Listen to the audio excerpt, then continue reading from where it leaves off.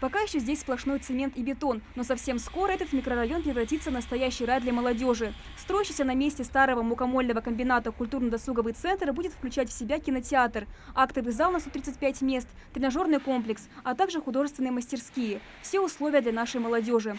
Однако больше всех открытия ждет, как ни странно, ансамбль «Ингушетия», ведь значительная часть центра будет отведена для репетиции творческого коллектива.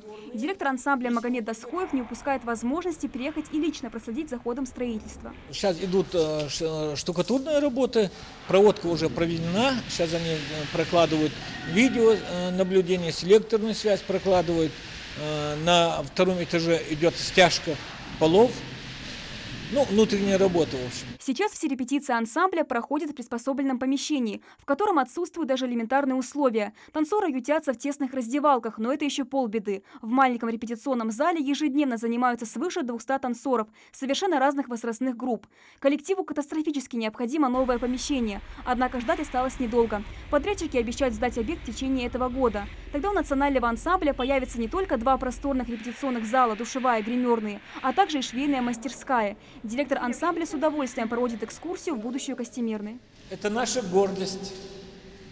Приедьте, посмотрите, в каком состоянии наш сегодняшний костюмерный цех, и посмотрите, как здесь будет красиво и просторно. Не было никаких условий содержания очень дорогих костюмов, а здесь все предусмотрено. Кстати, здесь принудительная вытяжка будет работать, и костюмы не будут сыреть. У нас все время были проблемы с каракулевыми шапками даже. Возьмешь месяц-два, и уже все, они выходили из строя. Здесь, я думаю, здесь рядом есть комната, где мы будем содержать наиболее дорогие наши вещи. Молодежно-культурно-досуговый центр стоимостью почти 120 миллионов рублей строится за счет средств компании «Роснефть» по инициативе главы республики Юнусбека Евкурова.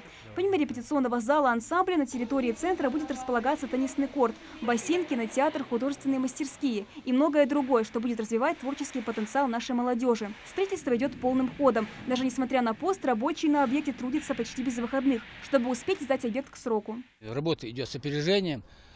Сдать мы собираемся где-то в конце августа. В будущем рядом с молодежным центром планируется строительство школы, детского сада, поликлиники, а также торгово-развлекательного комплекса. Совсем скоро этот незрачный район Назрани превратится в небольшой молодежный городок. Кстати, подобные центры планируется возвести и в других населенных пунктах республики – Карабулаке, Сунжском и Малгобекском районе, но уже в будущем. Амина Бокова, Хаваш Гойгов, Новости 24.